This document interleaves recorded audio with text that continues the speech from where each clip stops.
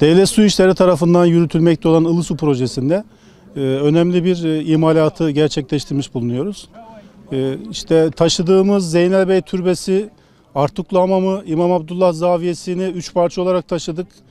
Öncelikle minaresini ve kendisini, bugün öğleden önce de eyvan yapısını taşıdık. Bugün öğleden sonra başlayan çalışmayla da orta kapının en alt kısmını yaklaşık 4200 metre yürüterek daim yerine getirmiş olduk.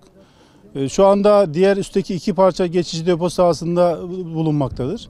Vinç sökümümüz devam ediyor. Vinci de cumartesi pazar söküp buraya montajını yaptıktan sonra en alttaki parçanın montajıyla devam edeceğiz.